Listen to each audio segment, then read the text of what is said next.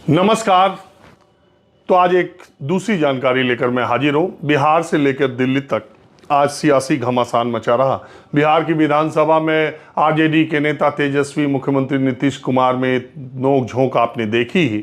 और इसके अलावा देश की संसद में बाहर और भीतर विपक्षी दलों ने SIR यानी स्पेशल इंटेंसिव रिव्यू या रिवीजन जो बिहार की मतदाता सूची में हो रहा है उसके खिलाफ उन्होंने चर्चा और बहस की मांग की कि ये बड़े पैमाने पर बिहार में वोटरों को काटे जाने की साजिश सरकार की तरफ से सूत्रों के हिसाब से। लेकिन एक सामान्य समझ है कि जब चुनाव आयोग के किसी फैसले पर या चुनाव आयोग के किसी कदम पर कोई विपक्ष को ऐतराज हो तो उस पर संसद में बहस नहीं की जा सकती। की तो जी जा सकती है, ऐसा कोई विषय नहीं है जिस पे नहीं की जा सकती, लेकिन सरकार चुनाव आयोग की तरफ से जवाब नहीं देगी। संवैधानिक संस्था चुनाव आयोग जो कर रही है, राजनीतिक दलों को वहां जाना चाहिए। ऐसी जानकारी सूत्रों के मुताबिक दी गई कि चुनाव आयोग के इस काम पर, SIR पर, जो वोटर फॉर्म का जो काम बिहार में हुआ है उस पर सरकार बहस कैसे करेगी, उसका जवाब कैसे देगी, ये तो चुनाव आयोग का मसला है। मैं ये वीडियो आगे बनाऊं और आपको इसके बारे में जानकारी दूं तो सबसे पहले देश के उन लोगों को ये बात क्यों जाननी चाहिए जो बिहार के नहीं हैं। वो इसलिए कि ये जो चुनाव आयोग का फैसला ये बिहार से शुरू हुआ है लेकिन देश के हर राज्य तक जाएगा और देश के हर राज्यों तक कराने की मंशा चुनाव आयोग की है, ये उसने पहले ही साफ कर दिया है। ये बात अलग है कि बिहार से इसकी शुरुआत हो रही। दूसरी बात, SIR जो स्पेशल इंटेंसिव रिव्यू है, मतदाता विशेष गहन मतदाता पुनरीक्षण जिसको कहते हैं, कई बार ये शब्द आते ही जो बिल्कुल सामान्य से लोग हैं, जो घर में बैठे लोग हैं, घरेलू महिलाएं हैं या जो बहुत ज़्यादा राजनीति की महीन चीज़ों में नहीं जाते हैं, वो ये शब्द आते ही सोचते हैं कि अरे बाप रे बाप, ये कोई बहुत दिमाग लगाने वाला या कोई बड़ा तिकड़म वाला सब्जेक्ट है, इस पर हमें जानकारी लेके क्या करेंगे और हमारे समझ में नहीं आ रहा है ये क्या है। तो इसीलिए मैंने सोचा कि एक वीडियो ऐसा बनाया जाए, चूंकि आज नहीं तो कल, कल नहीं तो परसों आपके गांव, आपके घर, आपके मोहल्ले में भी ये प्रक्रिया शुरू होगी। इसलिए आपको ये जानना जरूरी है कि ये प्रक्रिया क्यों शुरू हुई, इसका क्या मतलब है, विपक्षी दलों का विरोध जायज़ है, नाजायज़ है, चुनाव आयोग ने जो फैसला किया उसके फैसले में कोई त्रुटियां हैं, उसमें पारदर्शिता है या वो फुल प्रूफ सिस्टम है, क्या ऐसा सिस्टम चुनाव आयोग ने अब इजाद कर लिया है कि देश में जो भी रोहिंग्या, बांग्लादेशी, म्यांमारी, नेपाली अवैध लोग वोटर ID कार्ड या आधार कार्ड बना करके वोटर राइट लेके ज़मीन खरीद के मकान बनवा के बच्चों को पढ़ा रहे हैं और यहीं के नागरिक बनने का जो मंसूबा पाले हुए हैं, क्या इस प्रक्रिया के तहत उनको छांट के अलग किया जा सकेगा या नहीं किया जा सकेगा। ये बहुत सारे इंपॉर्टेंट सवाल हैं और आप एक भारत के मतदाता के तौर पर, एक भारत के नागरिक के तौर पर आपके पास ऐसा क्या वैध दस्तावेज है जिसके जरिए आप दावा कर सकते हैं कि मैं भारत का वैध नागरिक हूं, फलां वैध नागरिक। क्या इस देश ने ऐसा कोई कागज अपने नागरिकों को दे पाने में आज़ादी के 77 सालों, 78 सालों में कामयाबी पाई है?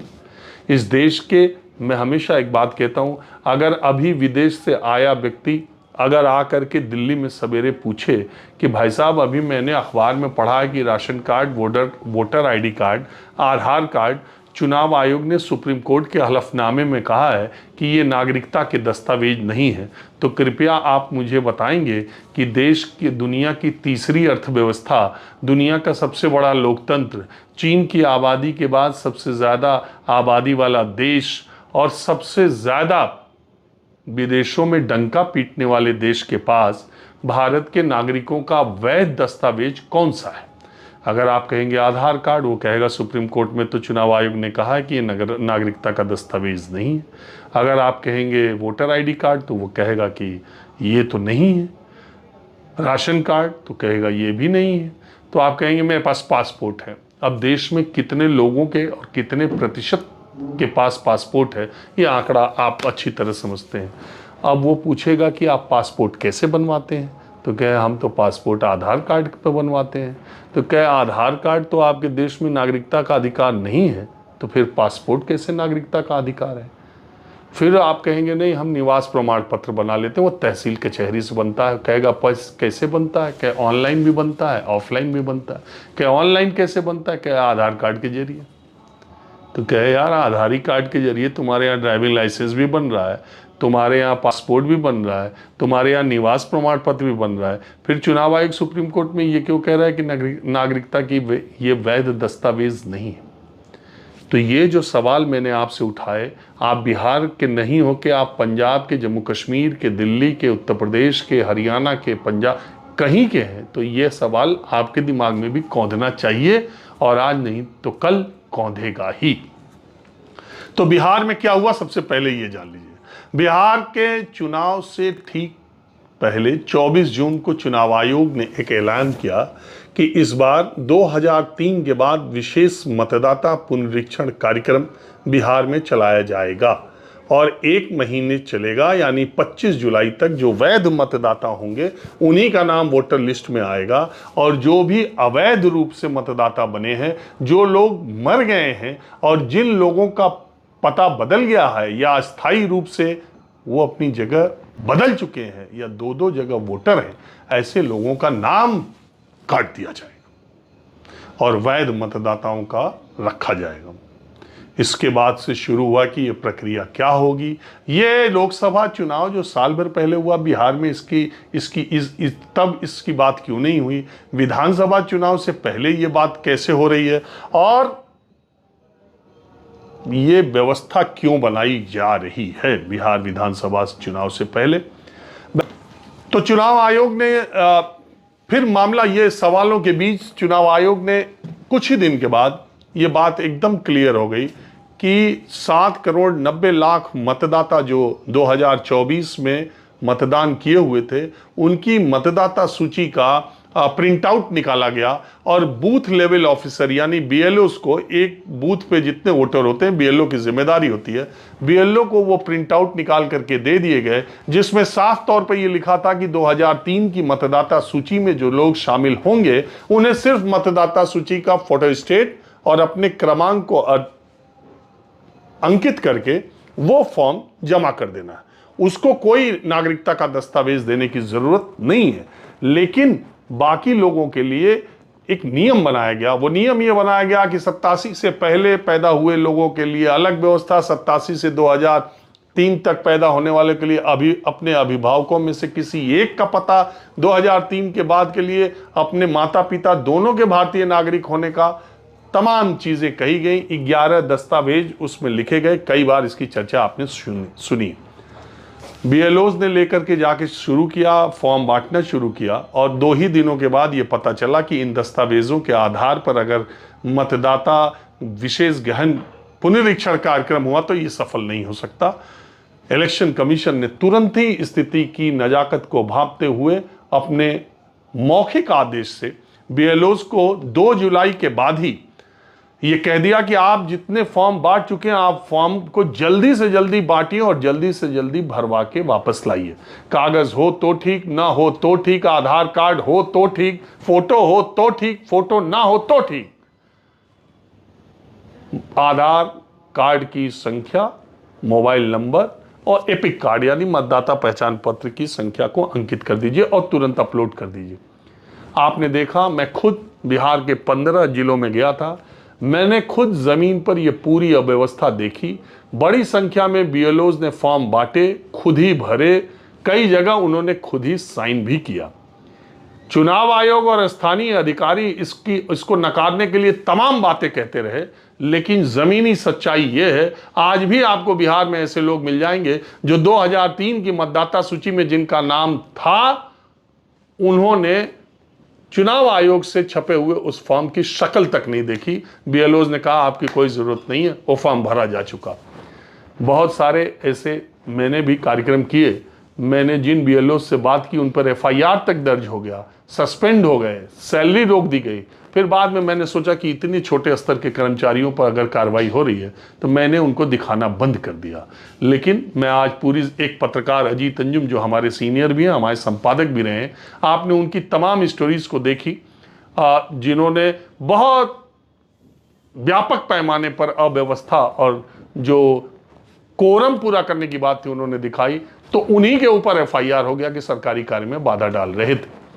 इसके अलावा मोटे तौर पर मेन स्ट्रीम मीडिया, अखबार, टेलीविजन चैनल, इस पर उन्होंने बहस की तो कही, कोई ग्राउंड रिपोर्ट या जमीन पर जाकर क्या प्रॉब्लम जनता को दिखाने का काम नहीं किया। इसकी वजह से ही देश की आम जनता को, जो बिहार के बाहर की है, उसे यह पता ही नहीं कि यह मामला है क्या और क्या पेचीदा है, क्योंकि मीडिया ही अगर इस तरह के मुद्दों को नहीं दिखाएगा तो आप तक वो बात कैसे पहुंचेगी।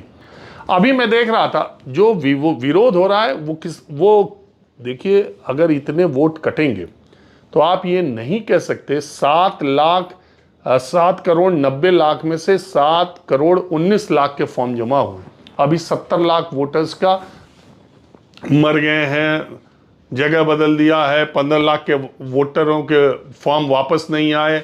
वो वापस क्यों नहीं आए कि दे के बीएलओ चला गया था, उन्होंने मड़ई में खोस दिया, या लड़के ने नाक पोंछ के फेंक दी, या उस पर भुजा खा गए। अब वो फिर से करना पड़ेगा, और नहीं तो बीएलओस 2 दिन में खुद ही से भर देंगे।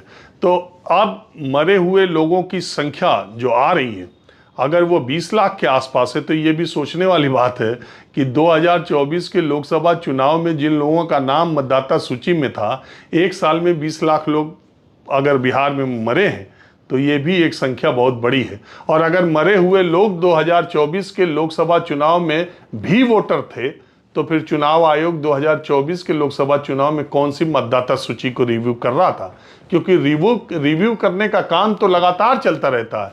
और ये विशेष गहन मतदाता पुनरीक्षण के पहले भी रिव्यू इलेक्शन कमीशन की तरफ से हुआ था। तो ये सारे सवाल बहुत बड़े सवाल हैं कि इलेक्शन कमीशन ने जो ये काम किया है, अब वो बात यह है कि जो फॉर्म बट गए हैं वो किसी तरह वापस आ जाएं, जल्दी से जल्दी वापस आ जाएं। जितने लोग बिहार के सूरत में, मुंबई में, दिल्ली में रहते हैं और मेरा कार्यक्रम ये देख भी रहे हैं, वो उन्हें अच्छी तरह पता है कि उनके बीएलओज ने उनका फॉर्म कैसे जमा किया। बात पारदर्शिता के अभाव की है। और दूसरी बात, अगर 7 करोड़ 90 लाख वोटरों में से 7 करोड़ 19 लाख का फॉर्म अपलोड हो गया है, तो इलेक्शन कमीशन को यह बताना चाहिए कि नागरिकता के किस दस्तावेज के आधार पर वो इन 7 करोड़ 19 लाख लोगों को वैध नागरिक मानता है, और इसमें कितने ऐसे हैं और कैसे वो इसमें से अवैध बांग्लादेशियों, नेपालियों, म्यांमार या कहीं के भी अवैध लोगों के और मरे हुए लोगों के फॉर्म भी सबमिट हुए हैं। ऐसा कतई नहीं है कि मरे हुए के नहीं हुए हैं, मरे के भी हुए हैं। तो किस आधार पर इलेक्शन कमीशन यह बताएगा कि कौन इसमें 7 करोड़ 19 लाख में वैध है, कौन लोगों ने नागरिकता के दस्तावेज जिसको इलेक्शन कमीशन मानता है उन दस्तावेजों के साथ उसने जमा किए हैं? यह बड़ा सवाल है। सिर्फ 7 करोड़ 90 लाख को बांट देना, वापस उसको अपलोड कर देना और इसमें बीएलओज का बीपी और शुगर पिछले 1 महीने में बढ़ाना, इसके अलावा इलेक्शन कमीशन ने कोई काम नहीं किया। वैसे अपनी पीठ थपथपाए, रोज उसने आंकड़े दिए हैं, आगे भी आंकड़े देंगे, 2 दिन अभी बाकी है। विपक्ष का ये कहना है कि ये सारी कार्रवाई जो है वो सरकार को फायदा पहुंचाने के लिए। बिहार में जो भी विपक्षी दल ये बात, ये आरोप लगा रहे हैं, एक बार आईने में उनको अपने आंकड़ों को देख लेना चाहिए। 2004 से लगातार 2005 में लालू प्रसाद यादव की आरजेडी को कितनी सीटें मिली थी, 2010 में कितनी सीटें मिली, 15 में लालू नीतीश साथ आ गए, उसकी बात छोड़िए। 2020 में कितनी सीटें मिली, 2014 के लोकसभा चुनाव में लालू यादव और नीतीश कुमार बीजेपी से लड़के देख चुके, मोदी से लड़के देख चुके, किसी को 2 सीट मिली, किसी को 4 सीट मिली। 2019 में लालू यादव की पार्टी का खाता तक नहीं खुला, 2024 में 4 सीटें मिली। तो इसलिए विपक्षी दलों को लगातार बिहार में हार मिली है। तो इसलिए यह कहना या उनका यह हल्ला मचाना कि इससे उनको नुकसान होगा, वो एक बारगी आपको लग सकता है। इससे नुकसान किसको होगा कहा नहीं जा सकता है। और दूसरी बात, आरजेडी या विपक्षी दलों को ऐसा लगता है कि 19 के लोकसभा चुनाव में बीजेपी और जेडीयू ने बेहतर प्रदर्शन भले किया था, लेकिन 2020 के विधानसभा चुनाव में अगर कुछ खामियां नहीं रह गई होती और कुछ सवाल जो है जिसके जवाब आज तक खोजे जा रहे हैं, अगर वो न रहा होता तो महागठबंधन ने एनडीए को विधानसभा चुनाव में जैसी तगड़ी टक्कर दी थी, उसमें महागठबंधन की सरकार बनने की प्रोबेबिलिटीज भी बन सकती थी। इसलिए भी चूंकि ये विधानसभा चुनाव है, इसलिए विपक्ष का ये कहना है कि लोकसभा और विधानसभा के चुनाव में बहुत अंतर है और जानबूझ के उसी पॉकेट में। अब सबसे बड़ी बात है, ये इतनी बड़ी संख्या में वोटर जो जा चुके हैं, उनका नाम कौन काटेगा, कैसे काटेगा, और 11 दस्तावेज किससे मांगे जाएंगे, नहीं मांगे जाएंगे, ये कैसे पता चलेगा। अब अंतिम बात ये कि बहुत सारे लोग इस देश में ये कहते हैं, जिनको मालूम नहीं है कि बिहार में ऐसी ही 2003 में भी एक एक्सरसाइज हुई थी, तब तो सवाल नहीं उठा। कई बार चुनाव आयोग की तरफ से कहा जाता है 2003 में भी 1 महीना लगा था। आपको जान के अचरज होगा, लिंगदो उस समय मुख्य चुनाव आयुक्त थे, कृष्णमूर्ति चुनाव आयुक्त थे। उन लोगों से जब संपर्क किया गया और 2003 के बारे में पूछा गया कि उस समय आपके मतदाता पुनरीक्षण में क्या क्या चीजें थी, आप लोगों ने क्या क्या मांगा था, तो लिंगदो और कृष्णमूर्ति दोनों ने कहा कि हमें पूरा याद तो नहीं है, लेकिन जो जो अभी हो रहा है तब नहीं हुआ था। पहली बात तो ये। दूसरी बात ये कि 2003 में सिर्फ बिहार में मतदाता पुनरीक्षण का कार्यक्रम नहीं हुआ था, ये कार्यक्रम उत्तर प्रदेश में भी हुआ था, ये कार्यक्रम मध्य प्रदेश में भी हुआ था, ये छत्तीसगढ़ में भी हुआ था, ये झारखंड में भी हुआ था, ये पंजाब में भी हुआ था, 7 राज्यों में हुआ था। तो अगर आप इन 7 राज्यों के निवासी हैं तो आपको भी अच्छी तरह याद होगा कि 2003 में ऐसा कोई कागज आपसे मांगा गया था या नहीं मांगा गया था। अब आते हैं 2004 में। 2004 में भी रिवीजन हुआ, 5 नॉर्थ ईस्ट के स्टेट्स में और 1 जम्मू कश्मीर के स्टेट में रिवीजन हुआ। वो रिवीजन शुरू हुआ 1 जुलाई 2024 से और फाइनल ड्राफ्ट छपा 2025 में। इलेक्शन कमीशन की वेबसाइट पे जाके आप भी देख सकते हैं। 6 महीने लगा था इस एक्सरसाइज को करने में, और यही पूरी एक्सरसाइज यहां 2 महीने के भीतर क्यों की जा रही है, इसका जवाब इलेक्शन कमीशन ने आज तक नहीं दिया। इसके अलावा जितनी इरेगुलरिटीज एसआईआर की बिहार में पकड़ी गई और जितना खुलासा किया गया, ये ठीक है कि अजीत अंजुम जी, मेरे कुछ वीडियो, कुछ यूट्यूबर्स के वीडियो, कुछ दैनिक भास्कर की 2 दिन की, मात्र 2 या 3 दिन की रिपोर्ट, यही दस्तावेज है जिसको आप वहां दिखा सकते हैं। और कुछ सामाजिक संगठनों, कार्यकर्ताओं ने, कुछ राजनीतिक लोगों ने भी कुछ ऐसे केसेस को उजागर किया है। 28 जुलाई को सुप्रीम कोर्ट में यह केस लगा है और यही सब दस्तावेज, यही सब प्रूफ वहां पर सामने जाएंगे। लेकिन इलेक्शन कमीशन ने उससे पहले एफिडेविट में यह कह दिया कि वो ration card, voter ID card और आधार कार्ड को नागरिकता का आधार नहीं मानते। तो इसलिए आपके लिए भी ये जानना जरूरी है कि ये पूरा एसआईआर का जो कार्यक्रम चल रहा है वो आपके दरवाजे भी पहुंचेगा और आपसे भी ऐसे सवाल और ऐसे ये दस्तावेज याद करने या रखने की बात कही जाएगी, क्योंकि ये पूरे देश में हो रहा है। सुप्रीम कोर्ट इस पर क्या फैसला लेगा वो लेकर मैं फिर हाजिर हूँगा। नमस्कार।